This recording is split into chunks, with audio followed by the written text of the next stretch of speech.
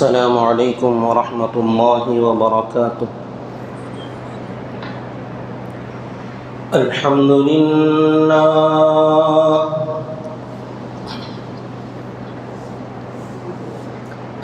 للہ نحمده ونستعینه ونستغفره ونؤمن به ونتوکل علیہ ونعوذ باللہ من شرور انفسنا ومن سیئات اعمالنا من يهده الله فلا مضل له ومن يضلله فلا هادي له وأشهد أن لا إله إلا الله وحده لا شريك له وأشهد أن سيدنا وسندنا وحبيبنا ونبينا ومولانا محمدا عبده ورسوله أما بعد فأعوذ بالله من الشيطان الرجيم بسم الله الرحمن الرحيم فقد قال الله تبارك وتعالى في القرآن المجيد والفرقان الحميد قل إنما أنا بشر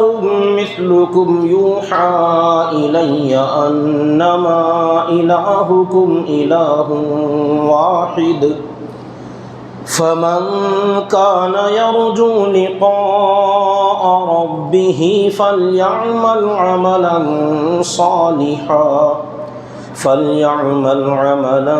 صالحا ولا يشرك بعبادة ربه أحدا صدق الله العظيم وصدق رسوله النبي الكريم ونحن على ذلك لمن الشاهدين والشاكرين والحمد لله رب العالمين اللهم صل على محمد وعلى آل محمد كما صليت على إبراهيم وعلى آل إبراهيم إنك حميد مجيد اللهم بارك على محمد وعلى آل محمد كما باركت على إبراهيم وعلى آل إبراهيم إنك حميد مجيد۔ محترم بزرگان اسلام و برادران ملت اور میرے معزز سامعین کرام، اللہ تبارک و تعالیٰ کا بہت بڑا احسان اور اس کا فضل اور کرم ہے کہ رب ذوالجلال نے ہم لوگوں کو پھر سے ایک مرتبہ ماہ رمضان کے قریب تک پہنچایا ہے۔ ہمارے سیرت پاک کا جو سلسلہ تھا اسے موقوف کرتے ہوئے اس وقت میں جو ہمارا تقاضا ہے، جو فی الحال جو حالات ہیں، جو مہینے چل رہے ہیں، اس کے متعلق عرض کرنے کی ضرورت ہے، کیونکہ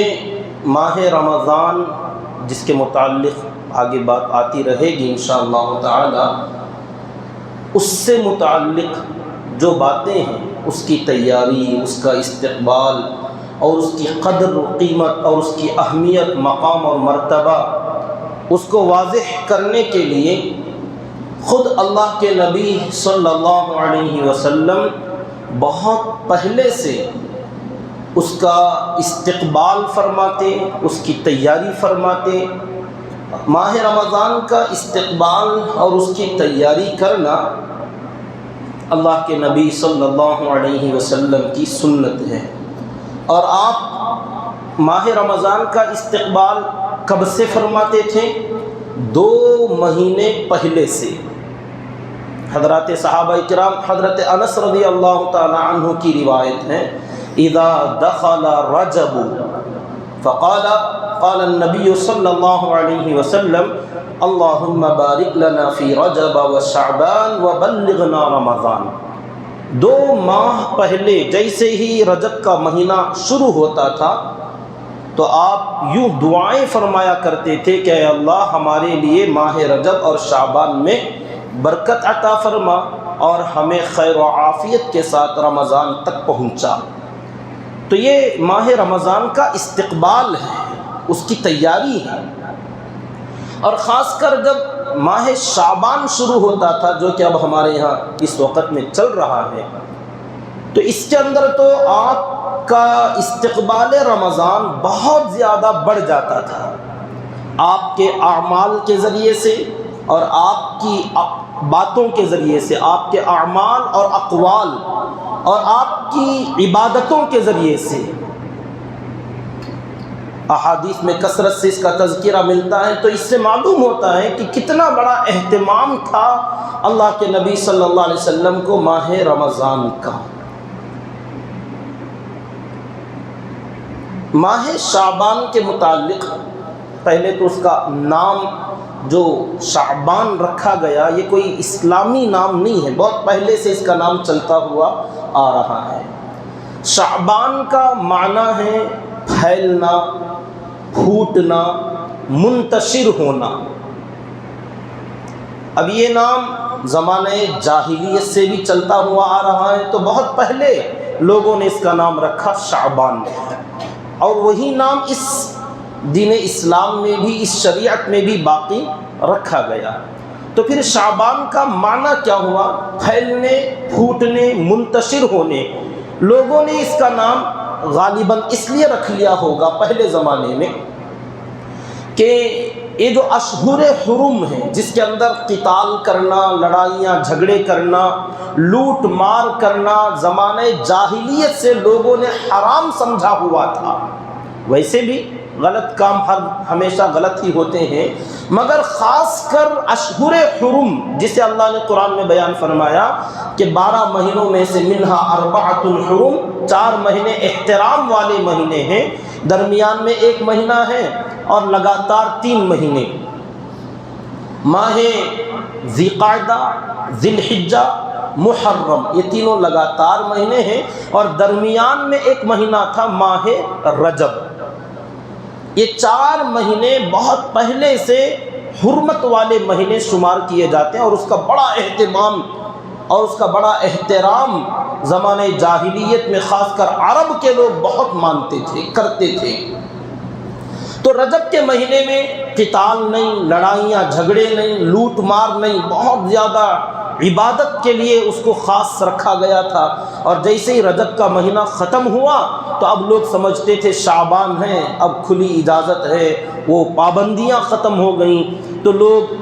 قتال کے لیے، لڑائیوں کے لیے، لوٹ مار کے لیے نکل جاتے تھے اپنے کام دھندوں میں، کہ حرمت والا مہینہ رجب کا ختم ہو گیا تو شعبان میں لوگ اپنے اپنے علاقوں کو چھوڑ کر نکل جاتے، پھیل جاتے، پھوٹ جاتے، منتشر ہو جاتے۔ تو اس لیے اس مہینے کا نام شعبان رکھ لیا، اور اس شریعت میں اس کو ویسے ہی باقی رکھا گیا، کیونکہ معنی صحیح ہے کہ اس میں پھیلنا، منتشر ہونا، شعاعیں پھوٹنا۔ جیسے رمضان کے آنے سے پہلے شعبان کے اندر اللہ کے نبی صلی اللہ علیہ وسلم کے اعمال سے معلوم ہوتا ہے کہ اللہ تعالیٰ نے جو دنیا کا نظام بنایا ہے، اس میں بھی جیسے سورج نکلتا ہے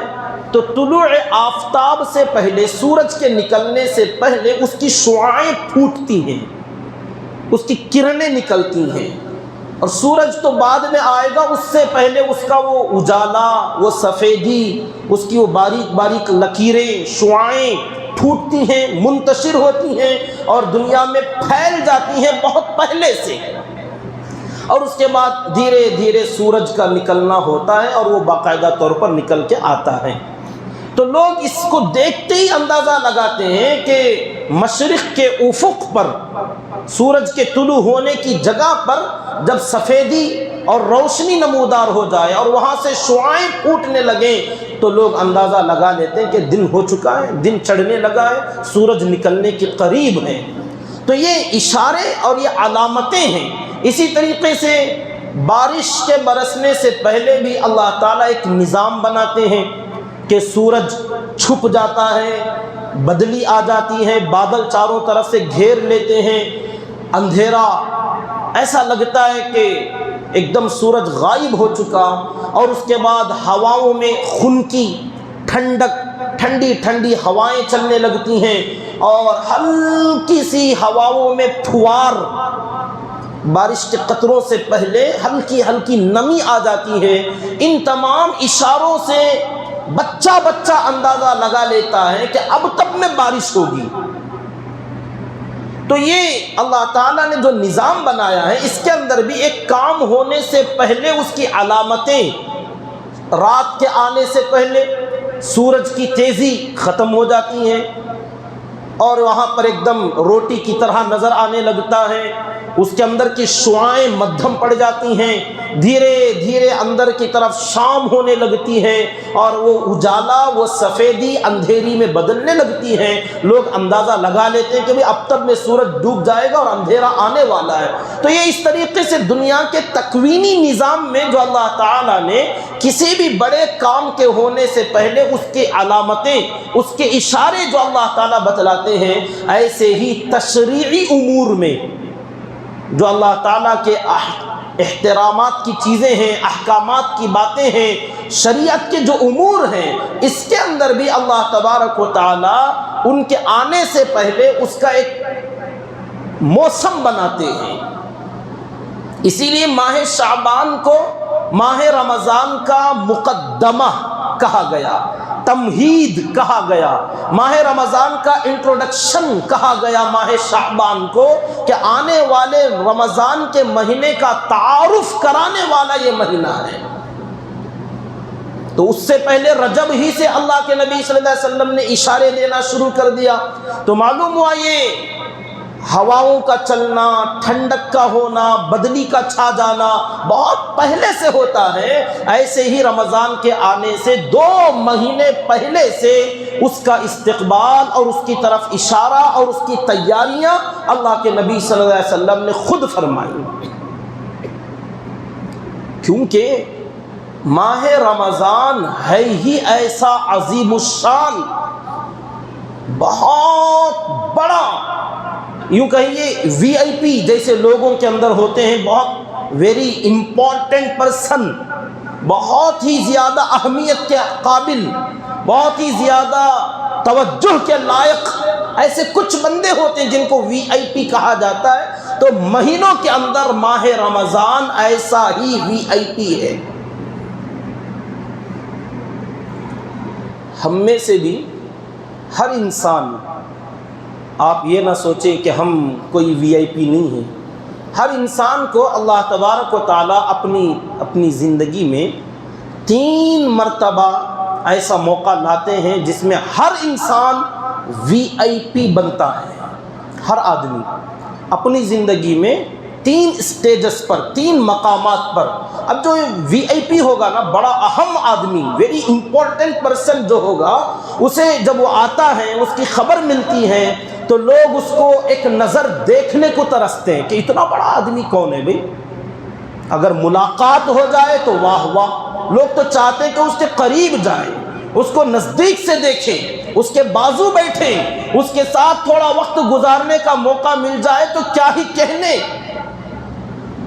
اب یہ ہر آدمی کم از کم اسے دیکھنا تو ضرور چاہتا ہے کہ یہ ہے کون اتنا بڑا آدمی۔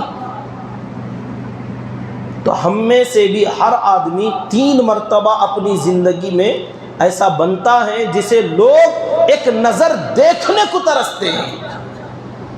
سب سے پہلے جب ہم پیدا ہوئے تھے، ہر انسان جب پیدا ہوتا ہے تو پیدا ہوتے ہی دنیا میں جب اس کی خبر پہنچے، میسیج پھیلنے لگے کہ فلاں کو لڑکا ہوا، فلاں کو لڑکی ہوئی، تو اب جو اس کے رشتہ دار، قریب، اقربا، دوست، احباب ہوں گے، جب خبر سنیں گے تو ایک مرتبہ دیکھنے کا جی کرے گا کہ دیکھ کر آئیں، ایک وزٹ کریں، جائیں کہ فلاں کو لڑکا ہوا، ہمارے فلاں رشتہ دار کو بچی ہوئی ہے، ایک بار دیکھ کر آنا ہے۔ تو یہ پہلی مرتبہ جب ہم دنیا میں آئے تو ہم ویری امپورٹنٹ پرسن تھے، وی آئی پی تھے ہم میں سے ہر بندہ۔ دوسرا، جب آپ دلہا بنتے ہیں شادی کے موقع پر، جب پتہ چلے کہ فلاں کا نکاح ہو رہا ہے تو لوگ ڈھونڈتے ہیں کہ اس میں نوشہ کون ہے، دیکھنا چاہتے ہیں خاص کر کے بھئی اس میں نوشہ کون ہے، دلہا کون ہے۔ اب محلے میں، علاقے میں، گاؤں میں جب خبر پہنچے، اگر کہا جائے فلاں گھر میں شادی ہوئی تو اچھا دلہا کون، عورتوں میں دلہن کو۔ تو جب بھی یہ دلہا دلہن بنتے ہیں اپنی زندگی میں تو اس موقع پر ہر آدمی وی آئی پی بنتا ہے۔ تیسرے، جب ہم جنازے میں ہوتے ہیں، انتقال ہو جائے، فلاں صاحب کا انتقال ہوگا، سنتے اچھا ایک نظر دیکھ لیں، ایک دیدار کر لیں، آخری دیدار ہے۔ تو یہ تین مواقع ایسے آتے ہیں ہم میں سے ہر ایک کی زندگی میں کہ ہم اس موقع پر وی آئی پی ہوتے ہیں لوگ۔ اب اس کے اندر ایک بات اور ہے کہ ہر وی آئی پی جو بندہ ہوگا وہ سب کے لیے امپورٹنٹ نہیں ہوگا، وہ سب کے لیے اہم نہیں ہوگا۔ مثال کے لیے لے لیجئے، میں کچھ لوگوں کے لیے بڑا قیمتی آدمی، لوگ اگر ہم وہاں چلے جائیں تو بڑا احترام کریں گے، لوگ چاہیں گے کہ مولانا آپ آئیں ہمارے گھر، آپ ہمارے دکان پہ آئیں، آپ ہمارے یہاں آئے، بہت خوشی کی بات۔ وہیں کچھ بندے ایسے بھی ہوں گے جن کو ہمارے آنے سے تکلیف بھی ہوتی ہے کہ یہ کیوں آیا، ان کے آنے کی کیا ضرورت تھی۔ تو معلوم ہوا ہر بندہ ہر ایک کے لیے وی آئی پی نہیں بنتا، کچھ کے لیے ہوتا ہے، اور وہی بندہ کچھ کے لیے قابل نفرت بھی ہوتا ہے، اس سے لوگوں کو عداوت اور دشمنی بھی ہوتی ہے۔ تو ہم میں سے ہر ایک کا بھی یہی حال ہے کہ ہم کچھ کے لیے بہت امپورٹنٹ ہیں، بہت قیمتی ہیں، ہماری بہت ضرورت ہے، اور کچھ کے لیے ہم کانٹا بھی ہیں، کچھ کے لیے ہم تکلیف دہ بھی ہیں۔ تو اسی طریقے سے ماہ رمضان بہت اہمیت والا بڑا وی آئی پی مہینہ ہے، مگر سب کے لیے نہیں ہے۔ بات سمجھ میں آئی؟ سب کے لیے نہیں ہے۔ اللہ تعالیٰ نے خود قرآن مجید میں فرمایا، من کان یرجو لقاء ربہ، تم میں سے جو کوئی اپنے رب سے ملاقات کی امید رکھتا ہے، جسے مرنے کا یقین ہے، مرنے کے بعد میدان محشر میں حاضری دینے کا یقین ہے، اپنے رب سے ملاقات کا یقین ہے، اور اپنی زندگی کا حساب اور کتاب دینے کا یقین ہے، اس کے بعد جسے جنت اور جہنم کا یقین ہے، جسے ان باتوں پر یقین آیا ہے، اسے اللہ فرماتے فَلْيَعْمَلْ عَمَلًا صَالِحًا، کہ تجھے چاہیے کہ تو اچھے اعمال کی فکر کر۔ اب جس بندے کو موت کا تو یقین ہے کیونکہ ہم دیکھ رہے ہیں، مگر دیکھا جائے گا کیا ہوگا، موت تو آتی ہے سب کو، جیسے آئے گی مجھے بھی آئے گی، مرنے کے بعد کون دیکھا ہے کہ کیا ہوگا، قبر میں کیا ہوگا، حشر میں کیا ہوگا، جنت ہے کہ نہیں ہے، جہنم ہے کہ نہیں، کون دیکھا۔ اب جس بندے کو اس کا یقین ہی نہیں، اس سے کوئی مطالبہ بھی نہیں کہ بھئی تمہارے لیے تو اجازت ہے، فمن شاء فلیؤمن ومن شاء فلیکفر، تمہارے لیے تو رمضان بھی، محرم بھی، رجب بھی سب برابر ہے۔ ہم دیکھتے ہیں بہت سارے، اللہ تعالیٰ ہدایت عطا فرمائے، رمضان آتا بھی ہے اور چلا بھی جاتا ہے، شعبان چل رہا ہے، کوئی فرق نہیں پڑتا، کیونکہ ان کے لیے تو سب برابر ہے، کوئی وی آئی پی نہیں، کوئی برکت والا، کوئی اہمیت والا۔ ارے ایسے رمضان کتنے آئے ہماری زندگی میں، کتنے گئے، ان میں سے ایک یہ بھی ہے، اور آئندہ بھی بہت سارے آئیں گے اور چلے جائیں گے۔ کیا اس کا فرق کیا کرنا ہے، اس کی تیاری کیا کرنا ہے، اس میں کیا چینجز لانے کی کیا ضرورت ہے۔ ہاں مگر وہ بندے جن کو آخرت مقدم ہے، جن کی نظروں کے سامنے موت ہمیشہ کھڑی ہے، اور ما بعد الموت کے اعمال کا یقین ہے، اور میدان محشر اور سب سے بڑی کامیابی جسے اللہ تعالیٰ فرما دے فمن زحزح عن النار وادخل الجنۃ فقد فاز، کہ جس بندے کو آگ سے جہنم سے بچا لیا جائے اور جنت میں داخل کر دیا جائے، سب سے بڑی کامیابی اس بندے کی ہے۔ تو جسے اس کا یقین ہے وہ تو ہمیشہ اس کا انتظار کرتا رہے گا کہ کب کوئی ایسا موقع ملے جس میں اپنی آخرت کا بیڑا پار لگتا ہے، وہ تلاش کرتا ہے، وہ انتظار میں رہتا ہے۔ اور ایسے لوگوں کے لیے تو سب سے بڑا اور سب سے قیمتی موقع رمضان کا مہینہ ہے، جس کے بارے میں اللہ کے نبی صلی اللہ علیہ وسلم نے بہت طویل، بہت مختلف طریقوں سے آپ نے سمجھایا کہ ماہ رمضان کو تم کیا سمجھتے ہو۔ یہ وہ مہینہ ہے جس کے اندر قرآن جیسی کتاب عظیم اتاری گئی، یہ وہ مہینہ ہے جس کے اندر شب قدر جیسی ایک رات موجود ہے جو ہزاروں مہینوں سے افضل ہے، جس کا دن کا روزہ فرض، رات کی تراویح کو سنت اللہ تعالیٰ نے قرار دیا ہے، جس کے اندر ایک نفل عبادت فرض کے برابر ہو جاتی ہے، ایک فرض 70 فرائض کے برابر ہو جاتا ہے۔ اس کا ایک روزہ کوئی بندہ چھوڑ دے، پوری زندگی روزے رکھے تو اس کا اجر اور اس کا ثواب حاصل نہیں کر سکتا، اور اس کا صدقہ، اس مہینے کے خیرات اور اس کے اندر کیا جانے والا ذکر، اس کا اعتکاف، اللہ اکبر کبیرہ، بہت لمبی طویل اللہ کے نبی صلی اللہ علیہ وسلم نے اس کی تفصیلیں بیان فرمائیں کہ روزہ داروں کا افطار کرانے کا مسئلہ، روزہ داروں کا ادب اور احترام کا مسئلہ، ماہ رمضان کا ادب کا بہت طویل گفتگو ہے۔ اب جن لوگوں کے لیے آخرت مقدم ہے اور جسے آخرت کی نجات سب سے بڑی کامیابی جو بندہ سمجھتا ہے، ایسے لوگوں کے لیے ماہ رمضان سب سے بڑا VIP مہینہ، تمام مہینوں میں سب سے قیمتی ہے۔ اب جن بندوں کو اس کا یقین ہو انہیں چاہیے کہ ایسے بندے اس ماہ رمضان کا استقبال کریں، ماہ رمضان کا استقبال کریں۔ استقبال کیا ہوتا ہے؟ کہ آنے والے کو ویلکم کہنا، سواگت کرنا، اس کے انتظار میں رہنا، اس کے لیے تیاریاں کرنا، اور یہ کوئی ایک دو دن میں نہیں ہوتا۔ کوئی بھی آپ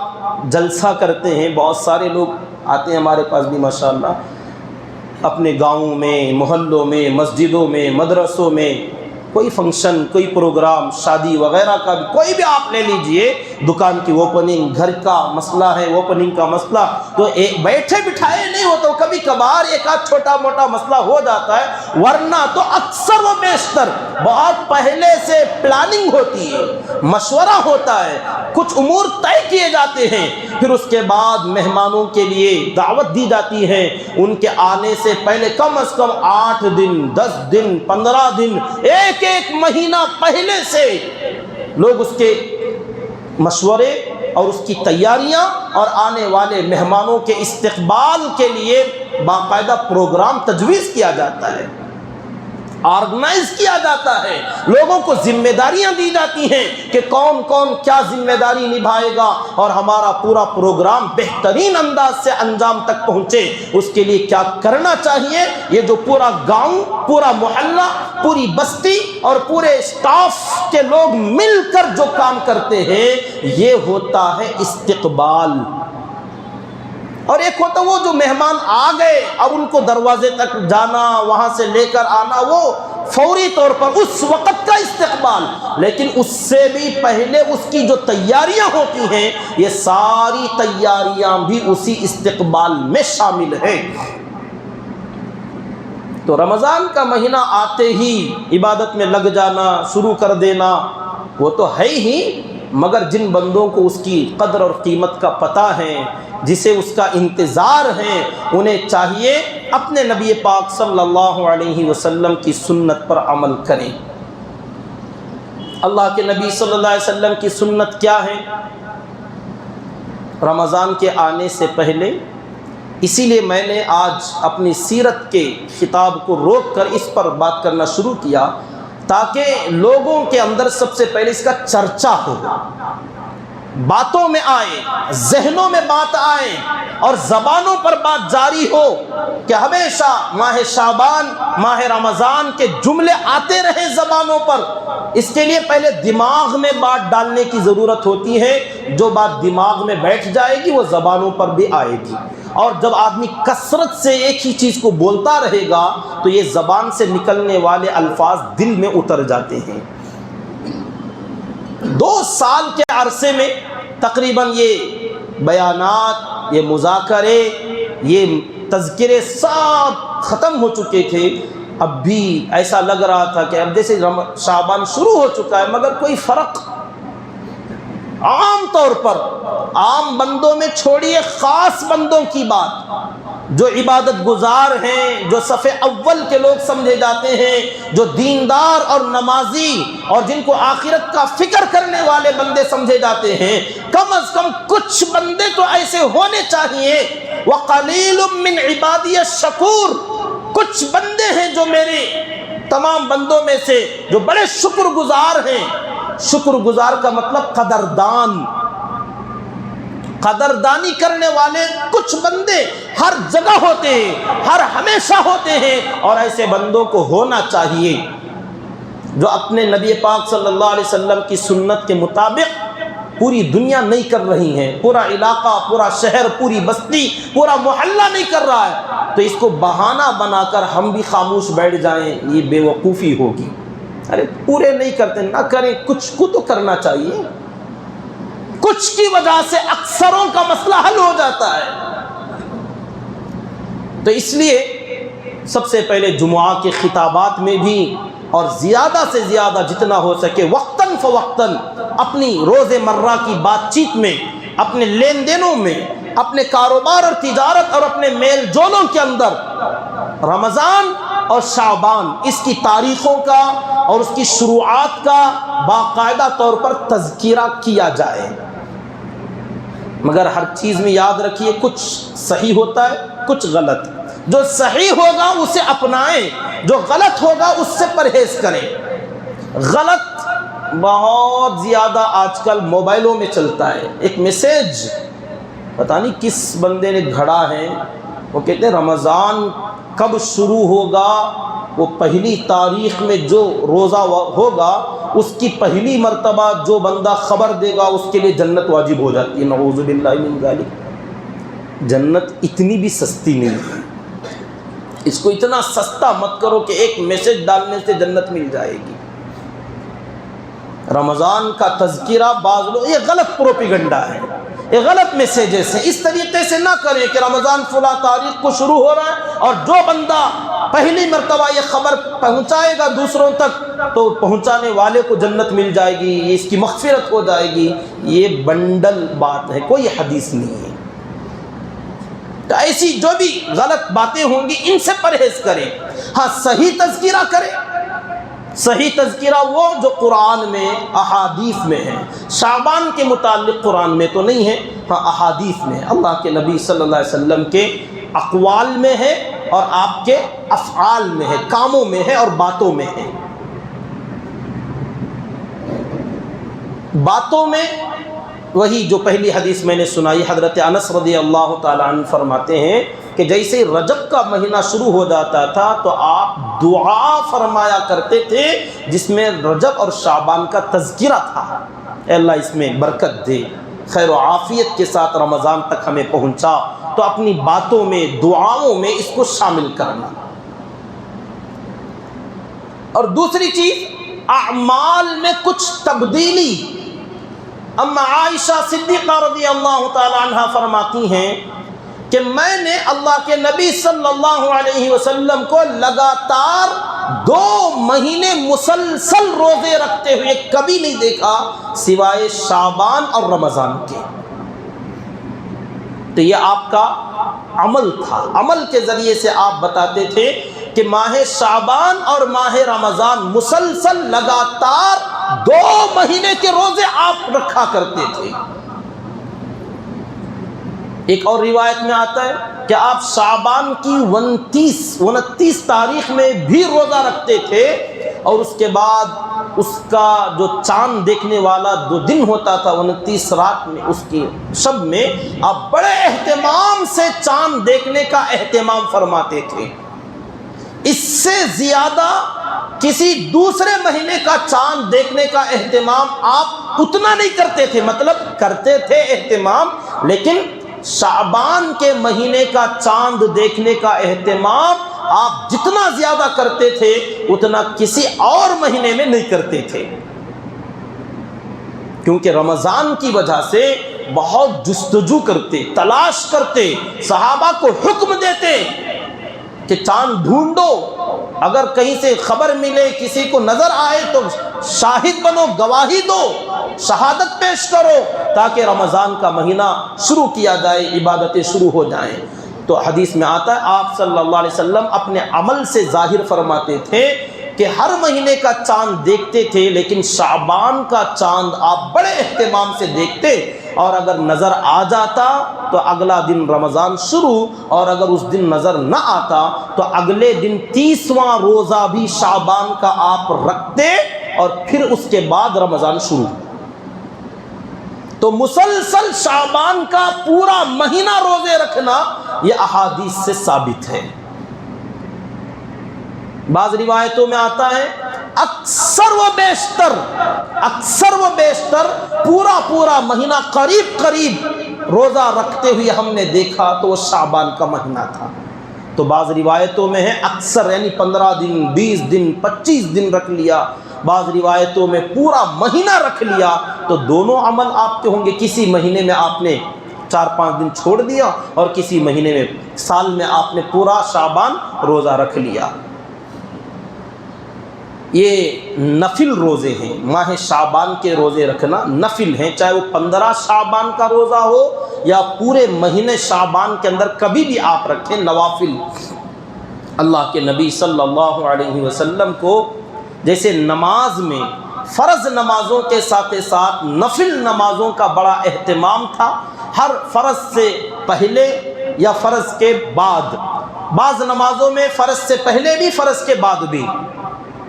جیسے عصر کی نماز ہے تو اس سے پہلے 4 رکعت سنت، اس کے بعد تو نفلیں نہیں ہیں۔ ظہر ہے تو ظہر سے پہلے بھی، ظہر کے بعد بھی۔ فجر ہے تو صرف فجر سے پہلے، فجر کے بعد نہیں۔ مغرب اور عشاء اور ظہر ان تینوں میں پہلے، مغرب سے پہلے تو نہیں، بعض ائمہ کے نزدیک مغرب سے پہلے بھی 2 رکعت نفل ہے، ہمارے نزدیک مغرب سے پہلے نہیں۔ تو فجر میں فجر سے پہلے، عصر میں عصر سے پہلے، مغرب میں مغرب کے بعد، صرف ظہر اور عشاء میں پہلے بھی اور بعد میں بھی۔ اللہ کے نبی صلی اللہ علیہ وسلم کا نوافل پڑھنے کا بڑا اہتمام تھا۔ تو جیسے نمازوں میں نفل نمازوں کا اہتمام، ایسے ہی روزوں میں نفل روزوں کا اہتمام ہم دینداروں کے اندر بھی آج بالکل ناپید، نہ کے برابر ہوتا جا رہا ہے۔ الا ماشاء اللہ کچھ بندے ہیں اکا دکا، لیکن بہت کم دیکھنے میں آتا ہے۔ اللہ تعالی ہمیں بھی توفیق دے، کہنے والا بھی بڑا محتاج ہے، اللہ عمل کی توفیق دے کہ روزوں کے سلسلے میں نفل روزوں کا تصور اور اس کا اہتمام لوگوں سے مٹتا جا رہا، ختم ہوتا جا رہا ہے۔ ہر مہینے میں ایام 20، 13، 14، 15 تاریخ چاند کی روزے رکھنا یہ اللہ کے نبی صلی اللہ علیہ وسلم کا معمول تھا، ہر مہینہ۔ اس کے علاوہ ذی الحجہ کے مہینے میں یوم عرفہ کا روزہ، عاشورہ محرم کے مہینے میں 2 روزے عاشورہ کے، اسی طریقے سے ہر مہینے کے ایام 20 درمیانی 3 دن کے روزے، اور ماہ شعبان میں اکثر مہینہ روزے یا پورا شعبان کا مہینہ روزے رکھنا، یہ اللہ کے نبی صلی اللہ علیہ وسلم کا نفل روزوں کا اہتمام تھا۔ ہم اللہ سے دعا کریں کہ ہر مہینے کے 3 روزے کی اللہ توفیق عطا فرمائے۔ فی الحال اس وقت میں ہمارے سامنے شعبان کا مہینہ ہے، تو اس شعبان کے مہینے کے کتنے روزے ہیں آپ کی ہمت اور آپ کی طاقت کے اوپر موقوف ہے۔ جو بندہ جو بندی جتنے روزے رکھنا چاہتے ہیں رمضان کے استقبال میں، رمضان کی تیاری میں، کہ بھئی اس مرتبہ جو رمضان آ رہا ہے کس شدت کا ہے، کون سا موسم ہے، اس میں کیسا لگے گا رمضان کا روزہ، ابھی سے کچھ سیمپل دیکھ لیا جائے، نمونہ دیکھ لیا جائے، ایک آدھ روزہ رکھ کے کبھی ایک رکھ لیا، ایک چھوڑ دیا، پھر ایک رکھا، 2-4 روزے رکھ لیے. تو یہ ماہ رمضان کا استقبال ہے. استقبال کے لیے جو اعمال رمضان میں کرنے ہیں وہ اعمال ابھی سے شروع کر دیے جائیں، اور اگر پہلے سے چل رہے تھے تو اس میں اضافہ کر دیا جائے ماہ شعبان کے اندر. جیسے نمازیں الحمدللہ پڑھنے والے بندے، میں نے پہلے ہی کہا یہ جو ٹاپک ہے یہ ان لوگوں کے لیے ہے جن کو آخرت کی تیاری کا کچھ چسکا ہے، جن کے دل دماغوں میں آخرت کی فکر ہے، موت ایمان پر آئے، خاتمہ بالخیر ہو، کلمے والی موت نصیب ہو، قبر کا معاملہ آسانی سے چھوٹ جائے، حشر، پل صراط، میزان اور جنت کا داخلہ بڑے آسانی سے ہو جائے، حساب و کتاب کا معاملہ حساب یسیر ہو جائے، نام اعمال داہنے ہاتھ میں مل جائے. جن بندوں کو ان میں سے کسی بھی چیز کا چسکا ہو، اس کا ڈر ہو، خوف ہو، اللہ کے دربار میں پیشی ہوگی، آمنا سامنا ہونے والا ہے، اس موقع پر ہمارا معاملہ آسان ہو جائے. جس بندے کو بھی اس کا کچھ نہ کچھ شوق ہے یا خوف ہے، ایسے بندوں کے لیے یہ بات ہے کہ رمضان کا استقبال، رمضان میں کیے جانے والے اعمال کو ابھی سے اپنے معمولات میں لو.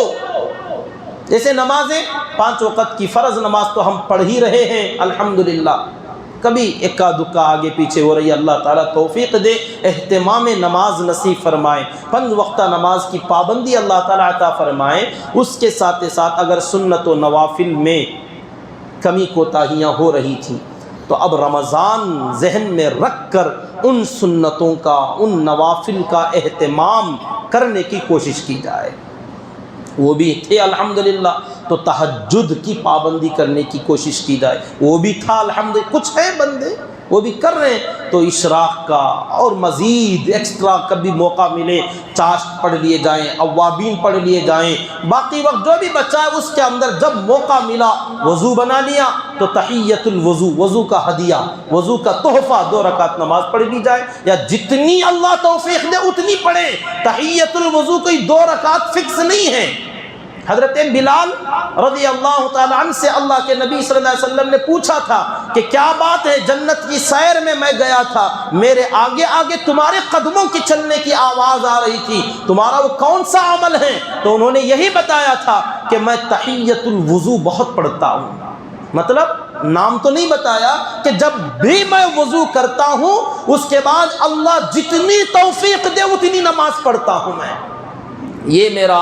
خاص عمل ہے جس کی وجہ سے اللہ تعالیٰ نے جنت میں بھی اپنے نبی کا غلام بنایا حضرت بلال رضی اللہ تعالیٰ عنہ کو، کہ جیسے دنیا میں آگے آگے چل رہے ہیں جنت میں بھی آگے آگے چلنے کا شرف اللہ تعالیٰ نے حضرت بلال رضی اللہ تعالیٰ عنہ کو عطا فرمایا. اور انہوں نے بتایا میری یہ فضیلت شاید اللہ تعالیٰ نے اس عمل کی وجہ سے دیا کہ جب بھی وضو کرتا ہوں اللہ جتنی توفیق دے اتنی نماز پڑھ لیتا ہوں. فرض نہیں، فرض تو پڑھنا ہی ہے، ایکسٹرا کی بات ہو رہی ہے وہ نوافل. تو رمضان میں تراویح ہیں اور سنت و نوافل ہیں، تہجد ہیں، ان تمام نمازوں کا اہتمام کرنے کے لیے شعبان سے اس کا استقبال یہ ہے کہ نمازوں میں اضافہ ہو جائے، سنت و نوافل میں اضافہ ہو جائے، فرائض کا اہتمام ابھی سے آ جائے. اور رمضان میں خاص عبادت روزہ، تو روزے کے متعلق بات آئی کہ ایام 20 کے 3 روزے رکھ لیے جائیں، 13 تاریخ، 14 تاریخ، 15 تاریخ شعبان کی، یہ 3 تاریخوں میں، یا کم از کم 15 شعبان کا روزہ ہفتے کے دن، سنیچر کا جو دن، 1 دن کا تو روزہ رکھ لیا جائے. یا جنہیں اللہ اور وسعت اور توفیق دیا ابھی سے روزہ رکھ لے. 8 10 15 رکھ سکتے ہیں۔ ہاں البتہ ایک حدیث ایسی بھی ہے جس میں آقا نے 15 شعبان کے بعد لوگوں کو روزہ رکھنے سے منع کیا، مگر آپ صلی اللہ علیہ وسلم خود رکھتے تھے۔ آخری شعبان کی تاریخ تک بھی آپ روزہ رکھتے، مگر امت کو منع کیا کہ تم مت رکھو۔ اب اس میں مطلب اجازت ہے، جو بندہ طاقتور ہے، نوجوان ہے، اپنے آپ پر کانفیڈنس ہے کہ ہاں میں شعبان بھی روزہ رکھ سکتا ہوں، رمضان کے قریب تک رکھ لوں گا، رمضان میں بھی رکھ سکتا ہوں۔ جس بندے کو اپنی صحت پر اور اللہ کی ذات پر قوی امید ہے اسے رکھنا چاہیے، اور جس بندے کو کچھ طبیعت کی کمزوری ہو، بیماریاں ہوں، مجبوریاں ہوں، تو ایسے لوگ 15 شعبان کے بعد کم کر دیں، نہ رکھیں۔ مگر اس کا مطلب یہ نہیں کہ پہلے بھی نہ رکھیں، کم از کم 15 شعبان سے پہلے تو رکھ لو، اور آخر کے 15 دن تازہ دم ہو جاؤ، فریش ہو جاؤ، ریفریش ہو کر آپ رمضان میں ایک دم چاق و چوبند ہو کر، چست و چوکنا ہو کر، پوری مستعدی کے ساتھ رمضان کا پورا مہینہ روزوں کے ساتھ اور تراویح اور جو نوافل اور نمازیں ہیں اس کے اندر اپنا وقت بتایا جائے۔ تو 2 عبادتیں، اسی کے ساتھ جو بندے صاحب استطاعت ہیں، جن کو اللہ تعالیٰ نے مال و دولت عطا فرما رکھا ہے، جو زکوٰۃ ادا کرتے ہیں، ان سے گزارش ہے شعبان کے مہینے میں رمضان کا استقبال اپنے مال میں بھی کریں۔ وہ یہ کہ اپنے زکوٰۃ کا حساب و کتاب ابھی سے لگائیں۔ کوئی ضروری نہیں رمضان میں دینا، جس کا سال جب پورا ہوگا تب زکوٰۃ فرض ہوتی ہے۔ چاند کے مہینے کے حساب سے جس آدمی کے پاس نصاب کے بقدر مال آیا،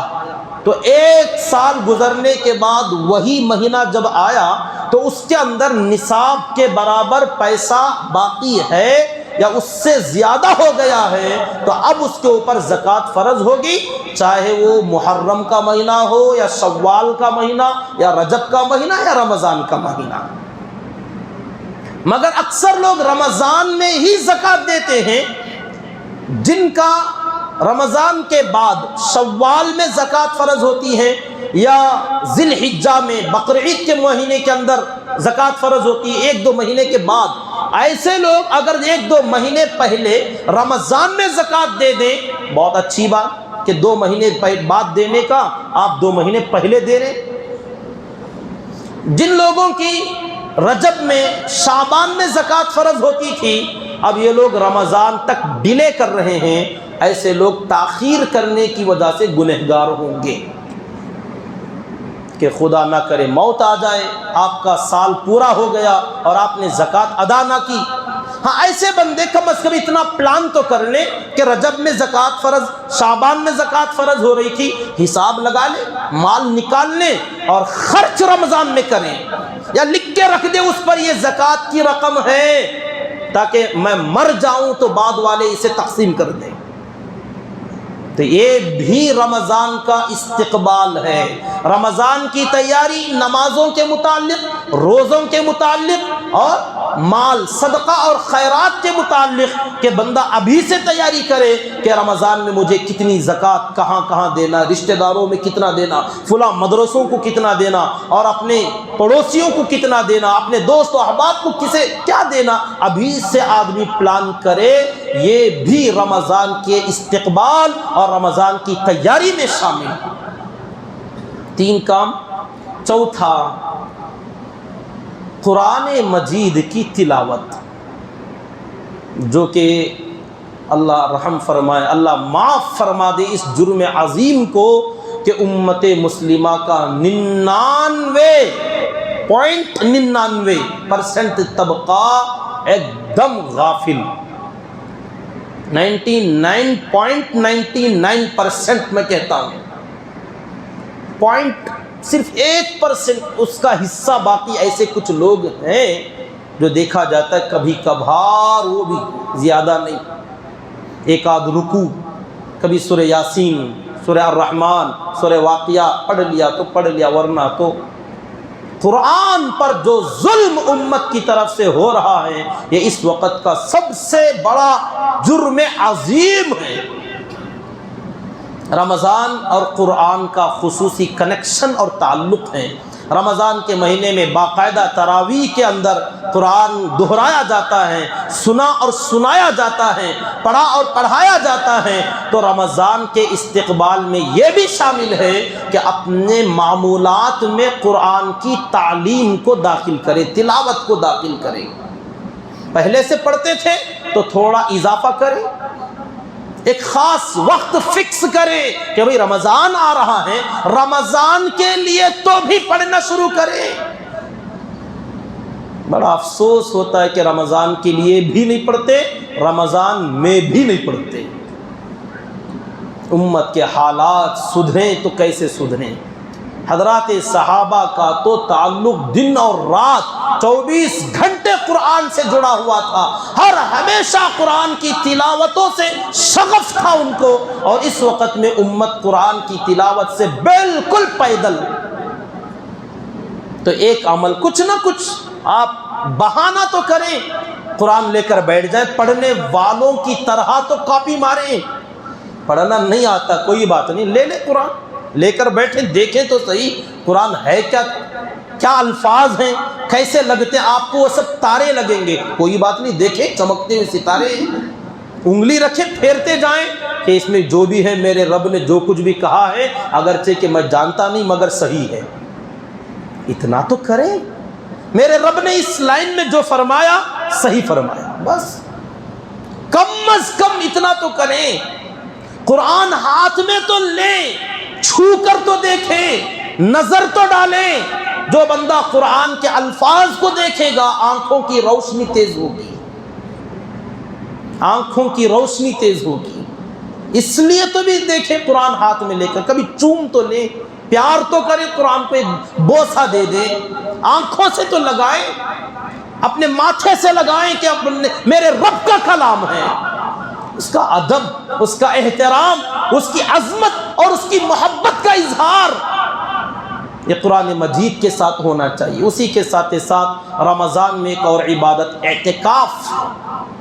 اس کے لیے اپنا وقت تھوڑا سا مسجدوں کے لیے فارغ کرنا، نماز کے لیے جب آئیں تو 15-20 منٹ پہلے یا 15-20 منٹ بعد مسجد سے نکلنا، وقت یہاں گزارنا، آتے ہوئے دعا کرتے ہوئے، نیت کرتے ہوئے آنا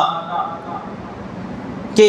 اللہم افتح لی ابواب رحمتک بسم اللہ دخلت وعلیہ توکلت ونویت سنت الاعتکاف۔ اعتکاف کی نیت کرتے ہوئے آنا کہ جتنی دیر رہوں گا اعتکاف کی حالت میں رہوں گا، 5 منٹ 10 منٹ 15 منٹ بیٹھے یہاں پر، اللہ کی بندے جماعتیں ہوتی ہیں ان کے ساتھ اپنا وقت لگائیں، مانگتے ہیں آپ سے 5 منٹ 10 منٹ 15 منٹ تو بیٹھ جاؤ، وقت گزاریں اعتکاف کی نیت سے کہ رمضان میں اعتکاف کرنا ہے۔ یہ ہوتا ہے رمضان کا استقبال،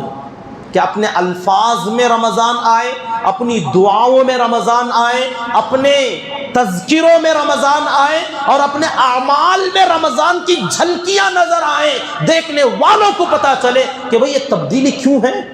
یہ قرآن یوں کیوں پڑھا جا رہا ہے، ایسے مسجد میں لوگ کیوں بیٹھ رہے ہیں آ کے بھئی رمضان آ رہا ہے۔ جیسے بارش کے آنے سے پہلے ہوائیں چلتی ہیں، بدلیاں چھا جاتی ہیں، خنکی آ جاتی ہیں، ٹھنڈک آ جاتی ہیں، ہمارے بھی ماحول میں کچھ نہ کچھ تبدیلی آئے، پتہ چلے، ایک میسیج جائے کہ رمضان آ رہا ہے۔ اور خاص کر آخری بات، ہمارے تجارت پیشہ افراد، ملازمت کرنے والے حضرات، اور ہمارے کالجوں اور اسکولوں کے اسٹوڈنٹس، نوجوانوں، اور جو بھی اپنے اپنے کام دھندوں میں، ان سے گزارش ابھی سے رمضان کا استقبال کرنے کے لیے اپنے کاموں کی ترتیب اس طریقے سے کچھ آپ پلان بنائیں کہ رمضان میں مجھے کام کب سے کب تک کرنا ہے، کب سے کب تک مجھے آرام کرنا ہے، روزہ رکھنا ہے تو روزے کو بھی کیسے سنبھال پاؤں گا میں، بھوک پیاس کیسے برداشت کروں، کتنی محنت کر سکتا ہوں، اگر مالک لوگ ہیں کتنے کاریگروں کو اضافہ کرنا ہے، کتنے لوگوں کو اور رمضان کے لیے ایکسٹرا اسٹاف بڑھانا ہے، پلان کیا جائے۔ یہ استقبال رمضان میں شامل، اور جو حضرات کچھ چھوٹی بڑی بیماریوں میں جوجھ رہے ہیں، پریشان ہیں، اللہ تعالیٰ انہیں صحت تندرستی عطا فرمائے ابھی سے، کہ قبض ہے، گیس کی شکایت ہے، شوگر ہے، بی پی ہے، اسے کیسے کنٹرول کیا جا سکتا ہے، رمضان میں میں اپنا وضو کیسے تراویح مکمل کرنے تک میں برداشت کر سکوں،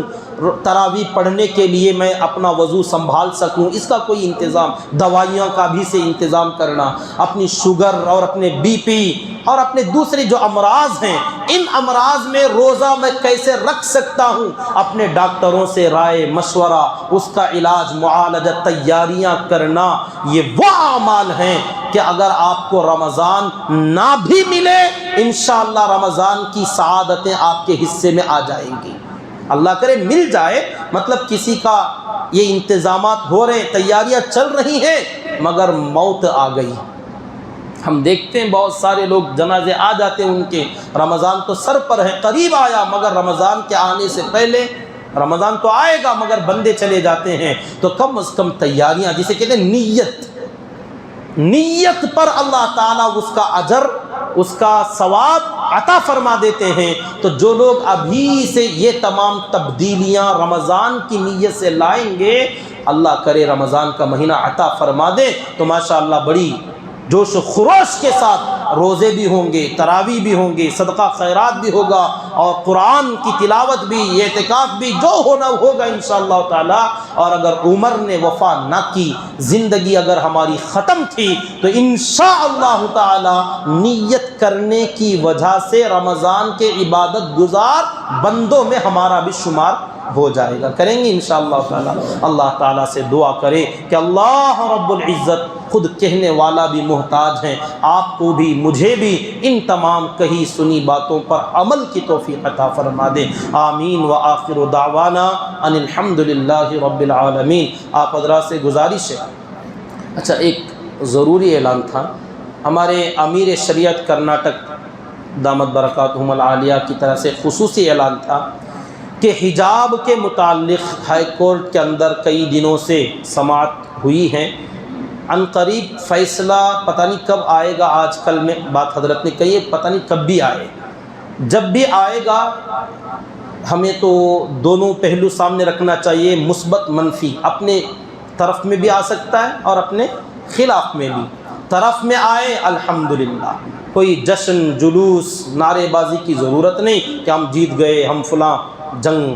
فتح کر کے آگے، کچھ نہیں، اللہ کا شکر ادا کریں، اللہ کا احسان مانیں، اپنے پردے کے اہتمام میں اپنی مستورات کو لگائیں، اور اگر خلاف میں آیا جس کی قوی امید ہے، اللہ نہ کرے، اللہ نہ کرے، کیونکہ حالات ہم دیکھتے آ رہے ہیں، ملک کے حالات جو بہت تیزی سے چینج ہوتے جا رہے ہیں، اگر خلاف میں آتا ہے تو ہمارے نوجوانوں کو، تنظیموں کو، لوگوں کو بھڑکنے، مشتعل ہونے، سڑکوں پر اترنے، نعرے بازی اور پروٹیسٹ اور جلسے جلوس کرنے کے بجائے اگلا قدم قانونی طور پر جو ہے ہمارے لیے وہ ہے کہ اگر ہائی کورٹ کے اندر کوئی مسئلہ خلاف میں جاتا ہے تو آگے کے لیے سپریم کورٹ کا دروازہ کھلا ہے، ہمارے اکابرین نے اس کی تیاری کر رکھی ہے دونوں طرف کی، کہ ہم فوراً پٹیشن داخل کریں گے، عرضی داخل کریں گے، اگلی جو مقابلہ، جو سماعت کرنا، وہاں پر لڑائی لڑی جائے گی، اس کے بعد جو ہوگا دیکھا جائے گا۔ تو اس لیے اگر فی الحال ہائی کورٹ کا کوئی فیصلہ آتا ہے، موافقت میں آئے یا مخالفت میں آئے، ہمارے نوجوانوں کو مشتعل ہونے کی اور تمام لوگوں کے لیے اس کی ضرورت نہیں، اللہ تعالیٰ کی طرف رجوع کریں اور اپنے بڑوں سے اپنا تعلق استوار کر رکھیں، دعائیں کرتے رہیں، آگے کا مسئلہ اللہ تعالیٰ آسان فرما دے۔ آپ حضرات سے گزارش ہے جو سنت نہیں پڑھیں وہ سنت پڑھ لیجئے، جاتے ہوئے مسجد کے اخراجات کے لیے دل کھول کر تعاون